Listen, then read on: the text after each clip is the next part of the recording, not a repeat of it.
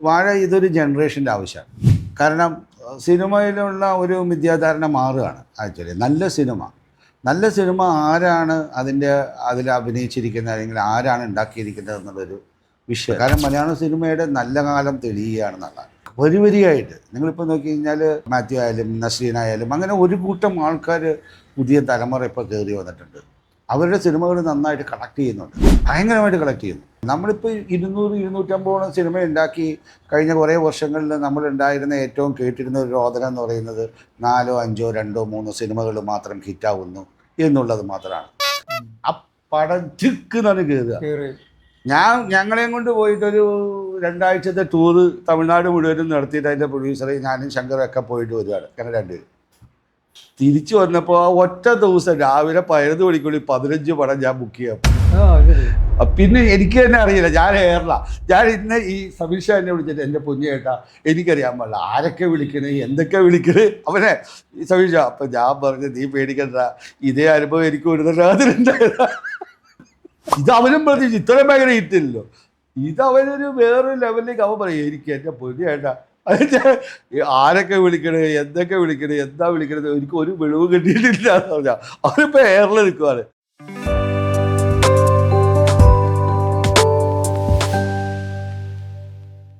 നമസ്കാരം. പ്രശസ്ത നടനും എഴുത്തുകാരനും ഫിലിം ഫെസ്റ്റിവൽ ഡയറക്ടറും ഡിസൈനറുമായ ശ്രീ രവീന്ദ്രനാണ് ഇന്ന് നമ്മോടൊപ്പം ഉള്ളത്. നമസ്കാരം ചേട്ടാ. മലയാള സിനിമ ഇൻഡസ്ട്രിയെ അത്ഭുതപ്പെടുത്തിക്കൊണ്ടാണ് വാഴ 2 എന്ന സിനിമ മുന്നേറിക്കൊണ്ടിരിക്കുന്നത്. ചേട്ടൻ അതിനകത്ത് വലിയൊരു വേഷം ചെയ്തിരിക്കുന്നു. എന്താണ് വാഴ എന്ന സിനിമയെക്കുറിച്ചുള്ള ചേട്ടൻ്റെ ഒരു കാഴ്ചപ്പാട്? ഒരു ഭയങ്കര ഭാഗ്യമായിട്ടാണ് ഞാൻ കാണുന്നത്. കാരണം എല്ലാവരും പുതിയ നടന്മാരായിട്ട് വന്ന ഒരു സിനിമയിലൂടെയാണ് ഞാൻ വർഷങ്ങൾക്ക് മുമ്പ് ഈ സിനിമയിലേക്ക് എൻ്റർ ചെയ്തത്. ഒരു തല രാഗം ആക്ച്വലി എത്ര കണ്ടോന്ന് ആരും ചോദിക്കാറില്ലായിരുന്നു ആ സമയത്ത്. എത്ര പ്രാവശ്യം കണ്ടു എന്നുള്ള 180ഓളം പ്രാവശ്യം കണ്ട ഒരുത്തനുമായിട്ട് ഞങ്ങൾ ശങ്കറും ഞാനുമായിട്ട് ഇൻ്റർവ്യൂ ചെയ്തിട്ടുണ്ട്. അപ്പോൾ അത് തിയേറ്ററിൽ വരെയും 100 days ഓടി. ഒരു റെവല്യൂഷൻ തന്നെയായിരുന്നു ഇൻഡസ്ട്രിക്ക്, തമിഴ് ഇൻഡസ്ട്രിക്ക്. പുതിയ ഒരു തലമുറയെ വരാനുള്ളൊരു വഴി വെട്ടിയുമായിരുന്നു ഒരുത്തലെ രാഗം ചെയ്തത്. ഇന്ന് ഞാൻ അതുപോലെ ഒരുപാട് സിനിമകളിൽ അതേപോലെ പുതിയ ആൾക്കാരുടെ വന്നിട്ടുള്ള സിനിമകളിൽ അഭിനയിച്ച് ഹിറ്റായിട്ടുണ്ട്. ഇത് വളരെ സന്തോഷമുണ്ട്. ഇപ്പോൾ സോഷ്യൽ മീഡിയയിൽ താരങ്ങളായിരുന്ന അവരെല്ലാം അഭിനയിച്ച ഷോർട്ട് ഫിലിം മേക്കിങ്ങിൽ നിന്ന് വന്ന വിപിൻ ദാസ്, അതേപോലെ തന്നെ അസിസ്റ്റൻറ്റ് ഡയറക്ടറായിരുന്ന സബീർ ഷായും അവരുടെ ടീമും. അപ്പോൾ അതൊരു ടീമാണ്. ഇപ്പോൾ സബീർ ഷാ അവൻ്റെ എഡിറ്ററായാലും ക്യാമറമാനും ഡയറക്ടറൊക്കെ അതാണ് ഞാൻ കണ്ടത്. വെറും ടീമല്ല, ശക്തമായിട്ട് എന്ന് പറഞ്ഞാൽ ഞാൻ ഫിലിം ഇൻസ്റ്റിറ്റ്യൂട്ടിൽ കണ്ട അതേപോലെ അവരൊരു ഒരു ഒരു ഒരു ഒരുമിച്ചെല്ലാം ചെയ്യുന്നത്. അവരുടെ ആ ടീം കാണുമ്പോൾ തന്നെ നമുക്ക് ഭയങ്കര സന്തോഷമായിരുന്നു. അതായിരുന്നു വേണ്ടത്. അല്ലാതെ ഡയറക്ടർ ഒരു സൈഡിൽ, ക്യാമറമാൻ ഒരു സൈഡിൽ, എഡിറ്റർ ഒരു സൈഡിൽ, അങ്ങനെയുള്ളൊരു ടീമിൻ്റെ സിനിമകളാണ് എന്നും വിജയിച്ചിരിക്കുന്നത്. നിങ്ങളിപ്പോൾ ഇവിടെ ശ്രദ്ധിച്ചാലും മലയാള സിനിമയിൽ തന്നെ നോക്കിക്കഴിഞ്ഞാലും ആഷിഖ് കപൂറിൻ്റെ ടീം, വിനീത് ശ്രീനിവാസൻ്റെ ടീം, അങ്ങനെ ഓരോ ടീമുകളാണ് ഇവിടെ ഒരു തുരുത്തുകളായിട്ട് ഇവിടെ വന്ന് ഇവിടെ ചരിത്രം സൃഷ്ടിച്ചിരിക്കുന്നത്. അപ്പോൾ അതേപോലെ തന്നെ ഇതിപ്പോൾ വാഴ അവരുടെ ഒരു ടീം, അതൊരു ടീം തന്നെയാണ് ശരിക്കും. ഇപ്പോൾ വിപിൻ ദാസിനെ ഞാൻ ആക്ച്വലി ഈ ബേസിലിൻ്റെ ഒപ്പം ഞങ്ങൾ 2014 ഇവർ ഷോർട്ട് ഫിലിം മേക്കേഴ്സ് ആയിരുന്നപ്പോൾ ഈ കൊച്ചി മെട്രോ ഷോർട്ട് ഫിലിം ഫെസ്റ്റിവലിൻ്റെ ആദ്യത്തെ മീറ്റിംഗ് ഈ വീടിൻ്റെ മുമ്പിൽ നടത്തി. നമ്മൾ എല്ലാ ആൾക്കാരും വന്നു, ഇവർ തിരുവനന്തപുരത്തിൻ്റെ ബേസിലൊക്കെ ആയിട്ട്. അന്ന് ഈ വിപിൻ ദാസിൻ്റെ കാരണം ഞാൻ മറന്നുപോയായിരുന്നു. വിപിൻ ദാസിൻ്റെ വൈഫിനെ ഞാൻ ആ ഫ്യൂച്ചർ കണ്ടപ്പോൾ ഞങ്ങൾ വന്നിട്ടുണ്ട് വീട്ടിൽ നിന്ന് വെച്ചാൽ ഞങ്ങളിങ്ങനെ മറ്റേ ഷോർട്ട് ഫിലിം ഫെസ്റ്റിവലിൻ്റെ കാര്യങ്ങളൊക്കെ ചെയ്യണം. കാരണം ഇവരൊരു ലിറ്റിൽ മാസ്റ്റേഴ്സ് എന്ന് പറഞ്ഞൊരു ഗ്രൂപ്പ് ഉണ്ടായിരുന്നു. അപ്പോൾ ഞാൻ അതിൻ്റെ ഒരു അംബാസഡർ ആയിരുന്നു ഈ ഇടുക്കി കൊണ്ട് കഴിഞ്ഞപ്പോൾ. അതിൽ കുറേ പേര് എനിക്ക് നന്നായിട്ട് അറിയാം. എല്ലാവരും ഡയറക്ടേഴ്സായി, പലരും ആ ലിറ്റിൽ മാസ്റ്റേഴ്സിൽ വന്നിട്ട് ഡയറക്ടേഴ്സായി. അപ്പോൾ അതിൽ വന്നിരിക്കുന്നതാണ് ബേസിലായാലും ശരി, ഇവരൊക്കെ വന്ന ആ അന്നത്തെ ഷോർട്ട് ഫിലിം മേക്കേഴ്സ് ഗ്രൂപ്പിലുള്ളവരാണ്. അത് ആക്ച്വലി ഒരു ഷോർട്ട് ഫിലിം മേക്കിങ്ങിന് മലയാള സിനിമയിൽ ഒരു റെവല്യൂഷൻ തന്നെ ഉണ്ടാക്കിയ ഒരു ഗ്രൂപ്പാണ് ഈ ലിറ്റിൽ മാസ്റ്റേഴ്സ്. അപ്പോൾ അതിലുള്ള മിക്കവാറും പേര് ഡയറക്റ്റ് ചെയ്തിട്ടുണ്ട്, പലരും ടെക്നീഷ്യൻസായിട്ട് മാറി. അത് വളരെ കഴിവുള്ള ആൾക്കാർ സിനിമയിലേക്ക് കയറാൻ പറ്റാതെ ഈ ഷോർട്ട് ഫിലിമിലൂടെ അവർ ചെയ്തു വരികയും പിന്നീട് സിനിമയിലെ അവസരം കിട്ടിയപ്പോൾ ഭയങ്കരമായിട്ട് തിളങ്ങുകയും ചെയ്ത ആൾക്കാരാണ് ഇവരിൽ പലരും. വിൽ കം ടു വാഴ. അപ്പോൾ വാഴ ഇതൊരു ജനറേഷൻ്റെ ആവശ്യമാണ്. കാരണം സിനിമയിലുള്ള ഒരു മിഥ്യാധാരണ മാറുകയാണ്. ആക്ച്വലി നല്ല സിനിമ ആരാണ് അതിൽ അഭിനയിച്ചിരിക്കുന്നത് അല്ലെങ്കിൽ ആരാണ് ഉണ്ടാക്കിയിരിക്കുന്നത് എന്നുള്ളൊരു വിഷയമല്ല. പക്ഷെ അഫ്കോഴ്സ് ഒരു ബോക്സ് ഓഫീസ് സിനിമയ്ക്ക് ഇനിഷ്യൽ കളക്ഷൻ ഉണ്ടാവാനായിട്ട് പലപ്പോഴും സ്റ്റാർഡം ആവശ്യമാണ്. അപ്പോൾ സിനിമയിൽ രണ്ട് വിധത്തിലുള്ള ഒരു ഇൻഡിപെൻഡൻറ്റ് സിനിമ ഇത്രയും വലിയ സക്സസ് ആവുന്നു, പുതിയ ആൾക്കാരെ കൊണ്ടുവരുന്നത്. അതൊരു വളരെ പോസിറ്റീവായിട്ടുള്ള ഒരു തുടക്കത്തിന് മലയാള സിനിമയ്ക്ക് കൊടുക്കുകയാണ്. കാരണം മലയാള സിനിമയുടെ നല്ല കാലം തെളിയുകയാണെന്നുള്ളതാണ്. കാരണം ഇപ്പോൾ വരിയായിട്ട് നിങ്ങളിപ്പോൾ നോക്കി കഴിഞ്ഞാൽ മാത്യു ആയാലും നസ്രീൻ ആയാലും അങ്ങനെ ഒരു കൂട്ടം ആൾക്കാർ പുതിയ തലമുറ ഇപ്പോൾ കയറി വന്നിട്ടുണ്ട്. അവരുടെ സിനിമകൾ നന്നായിട്ട് കളക്ട് ചെയ്യുന്നുണ്ട്, ഭയങ്കരമായിട്ട് കളക്ട് ചെയ്യുന്നു. അപ്പോൾ സിനിമയ്ക്ക് ഒരു നല്ല കാലം തരുവാണ്. നമ്മളിപ്പോൾ 200-250 സിനിമ ഉണ്ടാക്കി കഴിഞ്ഞ കുറേ വർഷങ്ങളിൽ നമ്മളുണ്ടായിരുന്ന ഏറ്റവും കേട്ടിരുന്ന ഒരു രോദനം എന്ന് പറയുന്നത് 4, 5, 2, 3 സിനിമകൾ മാത്രം ഹിറ്റാവുന്നു എന്നുള്ളത് മാത്രമാണ്. അപ്പോൾ അതിൽ നിന്ന് മാറി ഇപ്പോൾ കുറച്ചധികം സിനിമകൾക്ക് വന്നിട്ടുള്ള കളക്ഷൻ കിട്ടാൻ തുടങ്ങിയിട്ടുണ്ടെന്നാണ് കേൾക്കുന്നത്. നല്ല സിനിമകൾ ഉണ്ടായി കഴിഞ്ഞാൽ നന്നായിട്ട് കളക്ട് ചെയ്യാൻ സാധിക്കും. സിനിമയ്ക്ക് വന്നിട്ട് നമ്മളൊരു ഡിസിപ്ലിൻ ഉണ്ടാവുക, അനാവശ്യ ചിലവുകളെ കുറയ്ക്കുക, അങ്ങനെയുള്ള കാര്യങ്ങളിലൂടെ നമ്മൾ മുമ്പിലേക്ക് പോയി കഴിഞ്ഞാൽ മലയാള industry will create revolution in the Indian film industry. സിനിമയിലെ ഡിസിപ്ലിൻ നഷ്ടപ്പെട്ടു. ബേസിക്കലി എന്താ പറഞ്ഞു കഴിഞ്ഞാൽ പല കാര്യങ്ങളിലേക്ക് ഡിസിപ്ലിൻ എന്ന് നമ്മൾ ഉദ്ദേശിക്കുന്നതിനകത്തുള്ളത് അതിൻ്റെ സ്ട്രക്ചറിലുള്ള ഡിസിപ്ലിനെയാണ് ഞാൻ ഉദ്ദേശിക്കുന്നത്, അല്ലാതെ ബിഹേവിയർ ഡിസിപ്ലിനെ അല്ല. ഇത് സ്കൂളൊന്നും അല്ലല്ലോ. അപ്പോൾ കലാകാരനാണ്, അവർക്കുള്ളൊരു ഫ്രീഡം ഇല്ലെങ്കിൽ ഒന്നും നടക്കാൻ പറ്റില്ല. ഒരു ഡിസിപ്ലിൻ, ഒരു സൗഹൃദം, ഒരു സ്നേഹബന്ധങ്ങൾ, അത് യഥാർത്ഥത്തിൽ എന്താണെന്ന് പറഞ്ഞു കഴിഞ്ഞാൽ ഇപ്പോൾ ഉള്ള തലമുറ ഭയങ്കര സൗഹൃദമുള്ള ഞങ്ങളുടെ തലമുറയെ പോലെ തന്നെയായിരുന്നു. ഞങ്ങളുടെ തലമുറയിലുണ്ടായിരുന്നു പറഞ്ഞാൽ തനിച്ചല്ല. ഇപ്പോൾ ഒരു റൂം എല്ലാവർക്കും ഉണ്ടെങ്കിൽ എല്ലാവരും ഒരു റൂമിലാണ്. 80s കാര്യമാണ് പറയുന്നത്. 80s ഞങ്ങളുടെ സമയം എന്ന് പറയുന്നത് ഒരു സിനിമയുടെ ഏറ്റവും നല്ല കാലമായിരുന്നു. എല്ലാ സിനിമകളും നന്നായിട്ട് ഓടിക്കൊണ്ടിരുന്ന സിനിമകളാണ്. അപ്പോൾ ഡോർമെട്രിയിൽ വരെ കിടക്കാവും. എല്ലാവർക്കും അതൊരു വിഷയമല്ല, എല്ലാവരും തുല്യരായിരുന്നു. അപ്പോൾ അതിനകത്ത് ഞാൻ തമിഴിൽ നിന്ന് വരുമ്പോൾ ഇവർ എന്നെയാണ് കളിയാക്കുന്നത്. കാരണം അവിടെ അപ്പോഴും വന്ന സ്റ്റാർഡം മറ്റുള്ള എല്ലാം ഉണ്ടായിരുന്നു. അപ്പം ഇവിടെ എല്ലാം കളിയാക്കും. ഇവിടെ എല്ലാവരും ഒരുമിച്ചിരുന്നായിരുന്നു ഭക്ഷണം കഴിക്കുന്നത്. പക്ഷേ ഒരു 80s ലാസ്റ്റ് ആയി കഴിഞ്ഞപ്പോഴത്തേക്കും ഈ മലയാളം ഇൻഡസ്ട്രിയുടെ സംസ്കാരം മാറുകയാണ്. വേറൊരു രീതിയിലേക്ക് തമിഴ് എന്ത് നേരത്തെ സ്വീകരിച്ചിരുന്ന് നമ്മൾ കളിയാക്കിയിരുന്നു അതിലേക്ക് തന്നെ പോയി. വളരെയധികം വ്യത്യസ്തമായിട്ടുള്ള ഒരു രീതിയാണ്. അതിന് മുമ്പുണ്ടായിരുന്ന ഒരുപക്ഷെ വന്നിട്ടുള്ള ആ ഇൻഡസ്ട്രിക്ക് ഉണ്ടായിരുന്ന അതിന് മുമ്പ് ഞങ്ങൾക്ക് മുമ്പുള്ള തലമുറകളെന്ന് പറയുന്നത് ഭയങ്കര ബന്ധങ്ങളുണ്ടായിരുന്ന ആക്ടേഴ്സായിരുന്നു. ഇപ്പോൾ ഞങ്ങൾ കാണേണ്ടതെന്ന് പറഞ്ഞാൽ ഇപ്പം വളരെയധികം ബന്ധങ്ങളുള്ളായിരുന്നു. ഇപ്പോൾ നസീർ സാറിൻ്റെയൊക്കെ കാലഘട്ടത്തിൽ, ഉമ്മുക്കയൊക്കെ ആയിട്ടുള്ള കാലഘട്ടത്തിൽ, അതിനുശേഷം സോമൻ, സുകുമാരൻ്റെ കാലഘട്ടമായാലും ഇവരൊക്കെ വളരെയധികം അങ്ങോട്ടും ഇങ്ങോട്ടും വന്ന് കാര്യങ്ങളെ അന്വേഷിക്കുകയും ബന്ധങ്ങളുണ്ടായിരുന്നായിരുന്നു. ഞങ്ങളുടെ കാലഘട്ടം വരെ ഞങ്ങളെല്ലാം ഒരുമിച്ച് നടന്നിരുന്നത്, ഞങ്ങൾ അത് കണ്ടാണ് പഠിച്ചിരുന്നത്. പക്ഷെ പെട്ടെന്ന് സിനിമയുടെ ഒരു മാറ്റം ഉണ്ടാകുകയും കേരളത്തിലേക്ക് ഇത് പറിച്ച് നടപ്പെടാവുന്ന ഒരു അവസ്ഥ ഉണ്ടാവുകയും ഒരുപാട് പുതിയ ആൾക്കാർ വന്ന് സിനിമയിലേക്ക് കയറുകയും ചെയ്തിരിക്കുന്നു. അതിനുശേഷം നമുക്ക് ഉണ്ടാകുന്ന ഒരു മാറ്റങ്ങൾ എന്ന് പറയുന്നത് യഥാർത്ഥത്തിൽ പലപ്പോഴും പതുക്കെ സിനിമയിലെ ആൾക്കാരെല്ലാം വന്നിട്ട് ഐസൊലേറ്റഡ് ആകുന്നു.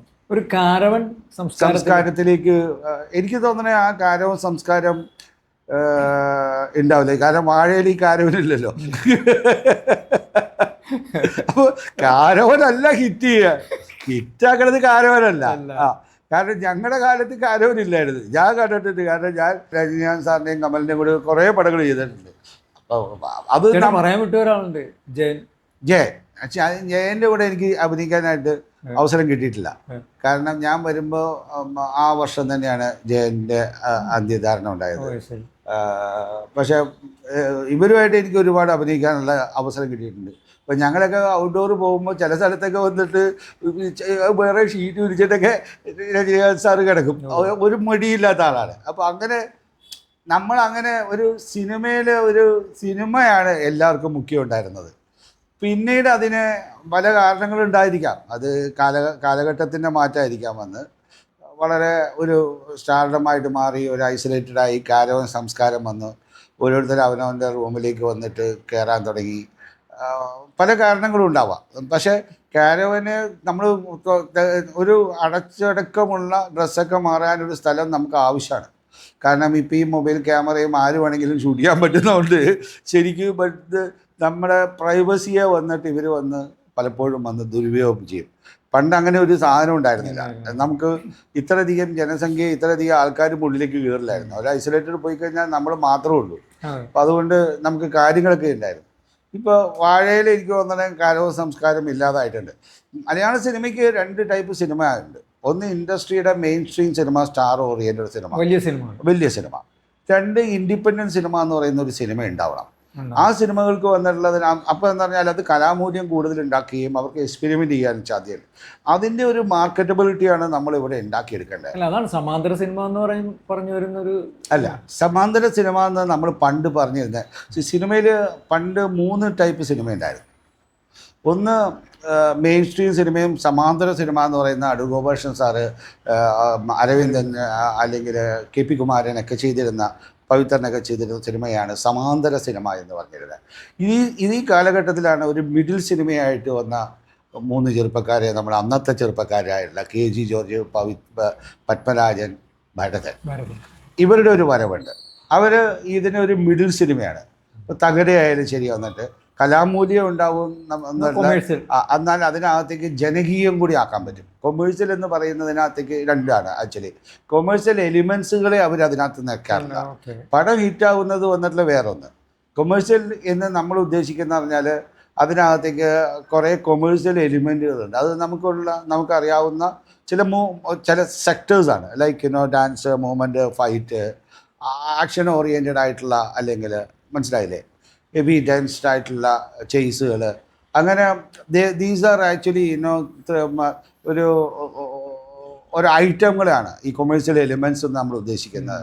ബിഗ് സെറ്റുകൾ, മനസ്സിലായില്ലേ, അങ്ങനെ ഒരു ഗ്രാൻഡ് ലൈക്ക് വിഷ്വൽ എക്സ്പീരിയൻസ് ഒക്കെ ഉണ്ടാക്കുന്ന ബിഗ് സിനിമകൾ വന്നിട്ടുള്ളതിനകത്തേക്ക്.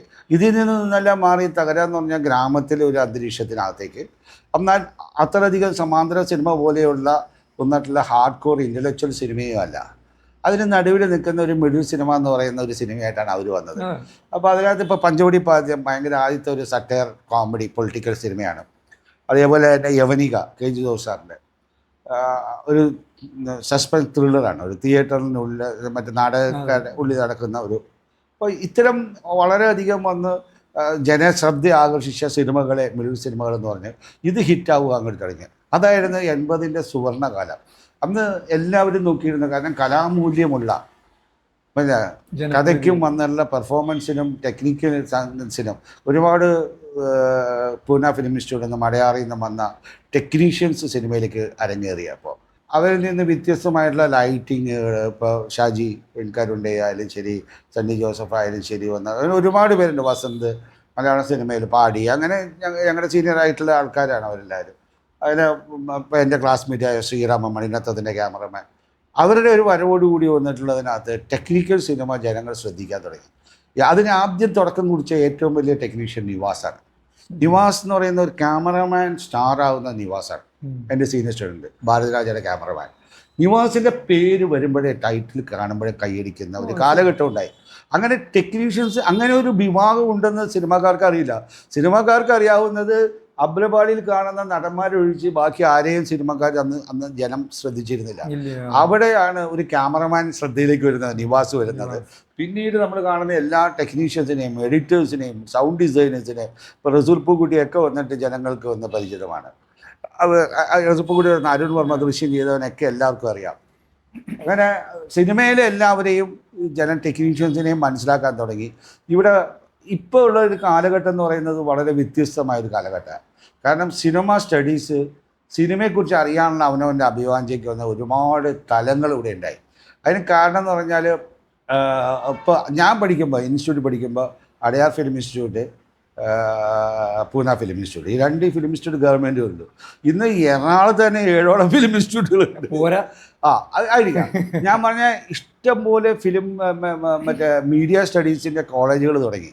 അതൊരു 2000 കഴിഞ്ഞ് കഴിഞ്ഞപ്പോൾ മീഡിയ സ്റ്റഡീസ് വളരെയധികം വന്നിട്ട് പ്രാബല്യത്തിലേക്ക് വരികയാണ് പല ക്യാമ്പസുകളിലേക്ക്. ഇതാണ് ആക്ച്വലി നമ്മുടെ തിരുവനന്തപുരം ഫിലിം ഫെസ്റ്റിവലിലേക്കുള്ള ജനങ്ങളുടെ ഏറ്റവും വലിയ പങ്കാളിത്തത്തിന് ഉണ്ടാവാനുള്ള ഒരു കാരണം ഉണ്ടായി. കാരണം സിനിമ പഠിക്കാനും സിനിമ കാണാനും ആഗ്രഹമുള്ള ഒരുപാട് സ്റ്റുഡൻസുകൾ ഇറങ്ങി വരികയാണ്. അങ്ങനെ അവരെല്ലാം വന്ന് ലോക സിനിമ കാണാനായിട്ട് വേറൊരു ഗുണം കിട്ടിയെന്ന് പറഞ്ഞാൽ ഇതിൻ്റെ DVD അവൈലബിളായി. അപ്പോൾ അത് നമുക്ക് അത് എല്ലാ കാലഘട്ടത്തിലും എല്ലാ ഇൻഡസ്ട്രിയിലും ഇപ്പോൾ കൊറിയൻ സിനിമയിൽ അത് തന്നെ സംഭവിച്ചത്. കൊറിയൻ സിനിമയെക്കുറിച്ച് ഒരു കോമഡി നമ്മൾ പറയായിരുന്നു. കൊറിയൻ സിനിമ 80കളിൽ വന്നിട്ട് ഭയങ്കര ഈ പീരിയോഡിക്കൽ ഡ്രാമ മാത്രം ചെയ്യാണ്. അപ്പോൾ ഏറ്റവും കൂടുതൽ പൈറസി ഇറങ്ങിയത് അവിടെയാണ്, വീഡിയോ കാസറ്റുകൾ, മാസ്റ്റേഴ്സിൻ്റെ സിനിമകൾ. അതിനുശേഷം നിങ്ങൾ കണ്ടു കഴിഞ്ഞാൽ കൊറിയൻ സിനിമ ലോക സിനിമയിലെ ഏറ്റവും വലിയ സിനിമയായിട്ട് മാറി. കാരണം യൂത്ത് മുഴുവനും പഠിക്കാനും കാണാനും വ്യത്യസ്ത ലോക സിനിമകൾ കാണാനുള്ള ഒരു അവസരം ഉണ്ടാക്കുകയാണ്. നമ്മുടെ ഇപ്പോൾ ഇരിക്കുന്നതിനകത്ത് ഒരു ഡെഫിനറ്റായിട്ട് ഞാൻ എപ്പോഴും കാണുന്നത് പറഞ്ഞാൽ, ഞാൻ 2010 തൊട്ട് 2013 വരെ ഫിലിം ലിറ്ററസി പ്രോഗ്രാം ചലച്ചിത്ര അക്കാദമിയുടെ അതിൻ്റെ കമ്മിറ്റി ചെയർമാനായിരുന്നു. ഞങ്ങൾ ഒരുപാട് കാര്യങ്ങൾ അതിനകത്ത്, കേരളത്തിലെ ഏറ്റവും കൂടുതൽ ക്യാമ്പസുകളിൽ ഫിലിം പ്രോഗ്രാമായിട്ട് നടന്നതിൽ എനിക്ക് അഭിമാനത്തോട് പറയാൻ ഞാനൊരാളാണ്, ഏറ്റവും കൂടുതൽ. കാരണം ഒരു 2005 മുതൽ 2013 ഞാൻ ചുരുങ്ങിയത് ഒരു 10-200ഓളം ക്യാമ്പസുകൾ ഞാൻ കയറിയിട്ടുണ്ട്. ഈവൻ എല്ലാ ടൈപ്പും മെഡിക്കൽ കോളേജിൽ ഞാൻ ഫിലിം ഫെസ്റ്റിവൽ ചെയ്തിട്ടുണ്ട്, എഞ്ചിനീയറിംഗ് കോളേജിലായാലും ശരി, ടീച്ചേഴ്സ് ക്യാമ്പസിലായാലും. ഇപ്പോൾ 2007 തൊട്ട് 2008 വരെയുള്ള ഞങ്ങളുടെ ഒരു പ്രോഗ്രാമുണ്ട്. അത് 60ാം സ്വാതന്ത്ര്യ ദിനത്തിനോടനുബന്ധിച്ച് 60 ക്യാമ്പസിൽ ഞങ്ങൾ പ്രോഗ്രാം ചെയ്യാൻ. മലയാളം ഫിലിം ഇൻഡസ്ട്രിയിലെ എല്ലാ ഡയറക്ടേഴ്സിനെയും ആക്ടേഴ്സിനെയും ഞാൻ അതിൽ കൊണ്ടുവന്നുണ്ട്. മോഹൻലാൽ, മമ്മൂട്ടി. മോഹൻലാലിനെ വെച്ചിട്ടാണ് നമ്മൾ തിരുവനന്തപുരം വിമൻസ് കോളേജിലാണ് ആ പ്രോഗ്രാം തുടങ്ങുന്നത് തന്നെ, തന്മാത്ര കാണിച്ചുകൊണ്ട്.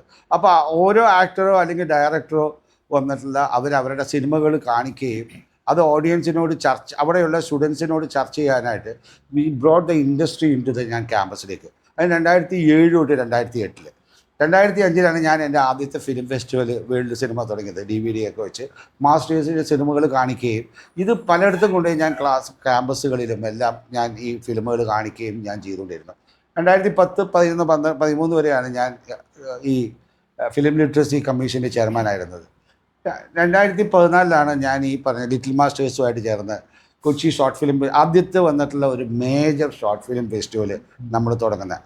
അന്ന് IFFK ആയിരുന്നു ഷോർട്ട് ഫിലിം ഫെസ്റ്റിവലല്ല, അവിടെ ഇവിടെയൊക്കെ മേജറായിട്ടുള്ള ഫിലിം സൊസൈറ്റീസ് ചെയ്തിരുന്ന ഷോർട്ട് ഫിലിം ഫെസ്റ്റിവൽ ഉണ്ടെങ്കിൽ ഒരു പോപ്പുലറായിട്ടുള്ള ഒരു മാസം നീണ്ടു നിൽക്കുന്ന ഗോൾഡ് സൂക്കിൽ നമ്മൾ ഒരു 300 ചില്ലാനും സിനിമകളുടെ ഷോർട്ട് ഫിലിം, ഏറ്റവും കൂടുതൽ ഷോർട്ട് ഫിലിമുകൾ പങ്കെടുത്ത ഒരു ഫെസ്റ്റിവലായിരുന്നു 2014.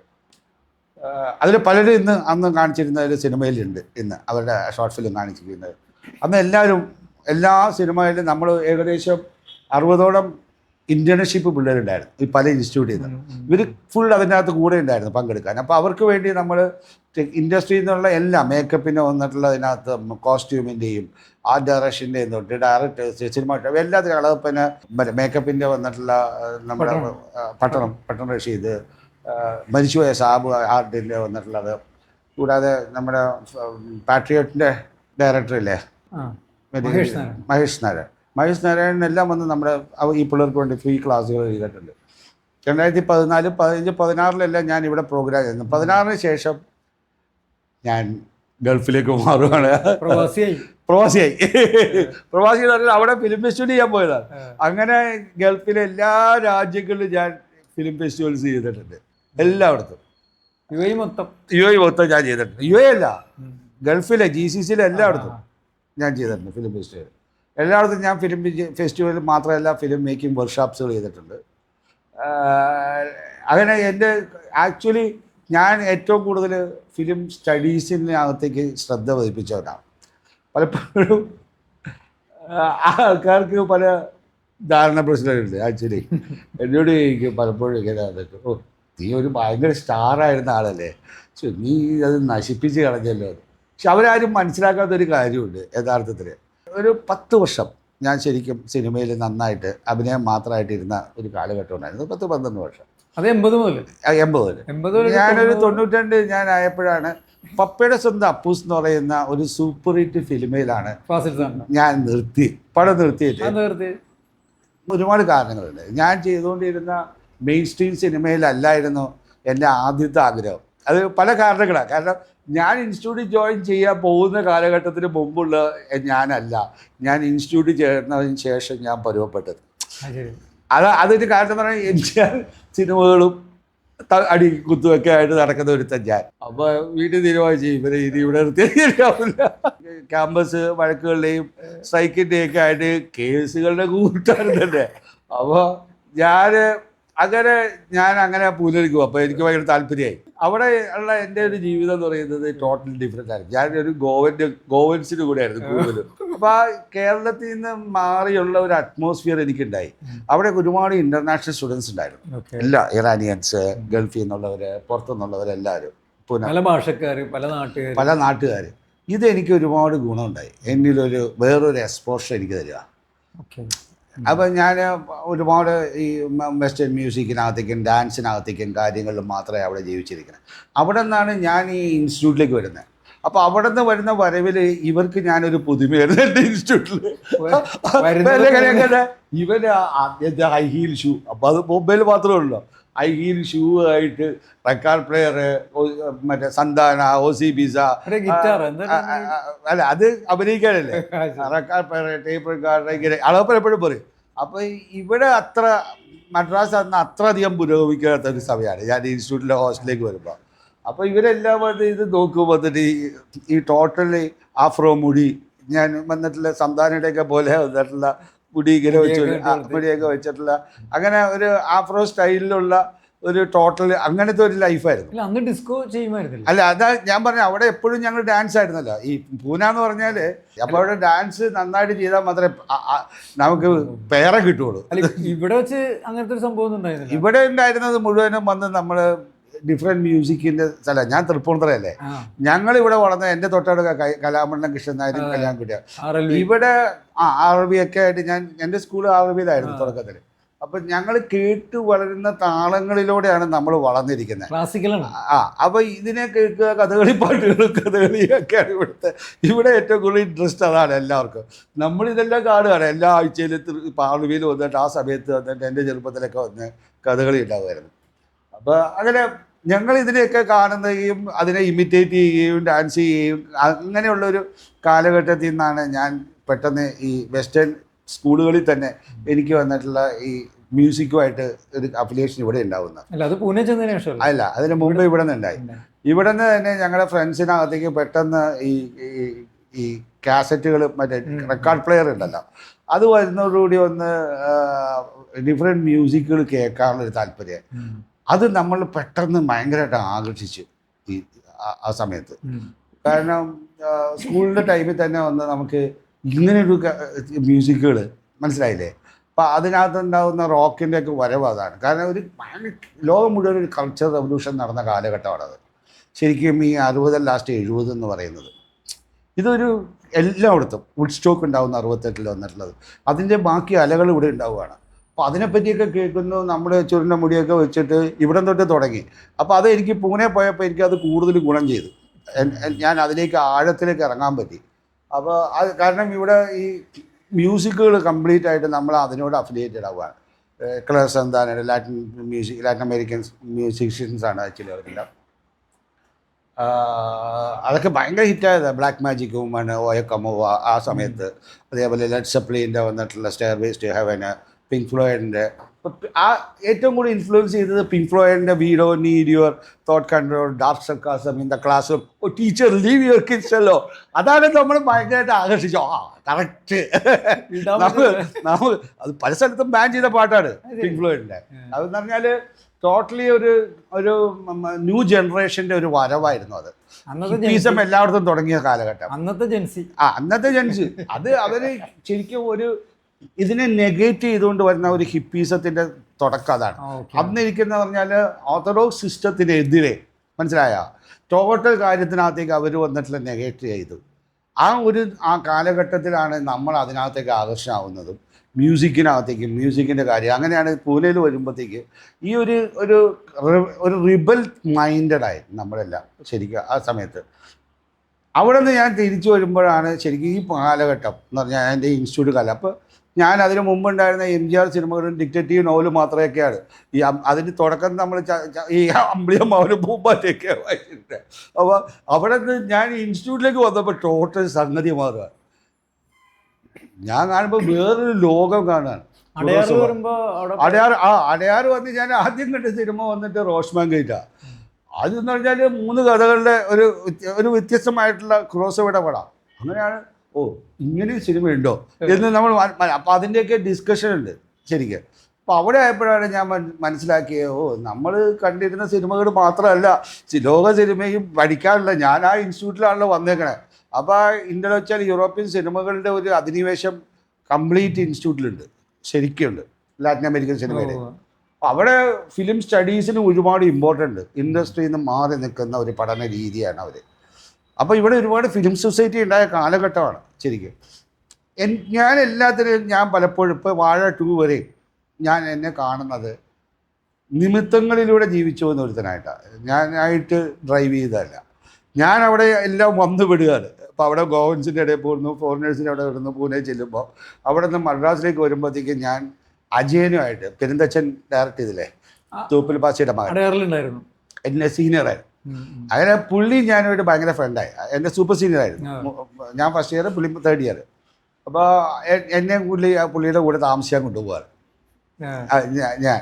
അങ്ങനെ ഞാൻ അജയൻ്റെ കൂടെ താമസിക്കുകയാണ്. അവിടെ വെച്ചാണ് ഞാൻ ഭരതേട്ടനായാലും പത്മരാജനായാലും അരവിന്ദേട്ടനായാലും മറ്റേ ജോൺ അബ്രഹാമിനെയൊക്കെ വന്നിട്ടുള്ള അത്തരം ആൾക്കാരെല്ലാം ഈ അജയനുമായിട്ട് ഭയങ്കര ബന്ധം. തുപ്പിൽ ബാസിയുടെ ഡയറക്ടറായിരുന്നു അത് തന്നെ. അങ്ങനെ എല്ലാവരുമായിട്ട് ബന്ധമാവാനായിട്ട് തുടങ്ങി. ആ സമയത്ത് ഈ അജയൻ്റെ അവിടെ എല്ലാവരും വരും. അങ്ങനെ പലരും എനിക്ക് ഇവർ പറയണമെന്ന് ആക്ച്വലി ഇവരുടെ രീതിയും ഇവരുടെ സിനിമയെ കാണുന്ന രീതിയും ശരിക്കും മനസ്സിലാവില്ലായിരുന്നു. കാരണം റാഡിക്കലിസത്തെക്കുറിച്ചിട്ടും ഭയങ്കര എക്സിസ്റ്റൻസിനെക്കുറിച്ചിട്ടൊക്കെ പറയുന്ന ഒരു കാലഘട്ടം. കേരളത്തിൻ്റെ ഇൻ്റലക്ച്വൽ യൂത്ത് ഉണ്ടായിരുന്ന ഒരു കാലഘട്ടം എന്ന് പറഞ്ഞാൽ 70-ആണ്. വളരെയധികം വായിക്കുന്ന, വളരെയധികം കാര്യങ്ങളെക്കുറിച്ചിട്ട് അറിയാവുന്ന ഒന്ന്, ലോക കാര്യങ്ങളിലേക്ക് ആർട്ടിനെ കുറിച്ചിട്ടുള്ള ഫ്രഞ്ച് തിയറികളെ കുറിച്ചിട്ടും ഒക്കെ ഒന്ന് അറിയാവുന്ന, ഒരുപാട് ഫിലിം സ്റ്റഡീസിനെ കുറിച്ചിട്ട് ആഴമായിട്ട് ചിന്തിക്കുന്ന ഒരു യുവജനത തന്നെ അന്ന് നമുക്ക് 70-ൽ ഇവിടെ ഉണ്ടായിരുന്നു. ഇവിടെ അങ്ങനെ ഫിലിം സൊസൈറ്റി ഉണ്ടാവുകയാണ്. ആർക്കൈവിൽ നിന്ന് വന്ന് സിനിമകളെ കൊണ്ടുവന്ന് ഉണ്ടാക്കുന്ന കാണിക്കാവുന്ന സിനിമകളെ 16mm ക്യാമറയിൽ ഷോൾഡറിൽ തൂക്കിക്കൊണ്ടുപോയി ഗ്രാമാന്തരങ്ങളിൽ ഇവിടെ കൊണ്ടുവന്ന് കാണിച്ചിരുന്ന ഒരു പറ്റം യുവാക്കൾ ഇന്ന് കേരളത്തിലുണ്ടായിരുന്നു. ഈ ഫിലിം സൊസൈറ്റിയുടെ തുടക്കകാലം 70-ലും 80-ലും ഞാൻ കാണുന്ന ഇവിടെ ഏറ്റവും എന്ന് പറഞ്ഞാൽ ഷോൾഡറിൽ ഈ ചെറിയ ഈ 16mm ക്യാമറയും തൂക്കിയുണ്ട് പല ഗ്രാമങ്ങളിലും കൊണ്ടുപോയി സിനിമകൾ കാണിച്ചിരുന്ന ആൾക്കാരുണ്ടായിരുന്നു ഇവിടെ. ഇതെനിക്ക് ഒരുപാട് പ്രചോദനം തന്നെ. ഞാൻ എൻ്റെ ഫെസ്റ്റിവൽ തുടങ്ങാൻ തന്നെ കാരണം അത് തന്നെയാണ്. അങ്ങനെ ഫിലിം സ്റ്റഡീസിലേക്ക് കയറുകയാണ്. അപ്പോഴാണ് നമ്മൾ ആരാണ് ഈ ഛാത്ര, ആരാണ് കാമു, ആരാണ് ഖാലിദ് ജിബ്രാൻ, ഇങ്ങനെ ഒരുപാട് കാര്യങ്ങളെക്കുറിച്ചിട്ട് കേൾക്കാനും അറിയാനും നമുക്ക് ഒരുപാട് സാധ്യതകൾ ഉണ്ടാക്കിയ ഒരു കാലഘട്ടമാണ് ഞാൻ ഈ പറഞ്ഞ 70-കൾ എന്ന് പറയുന്നത്. എൻ്റെ ഫിലിം ഇൻസ്റ്റിറ്റ്യൂട്ട് 80-ആകുമ്പോൾ ഞാൻ ഇൻഡസ്ട്രിയിലായി.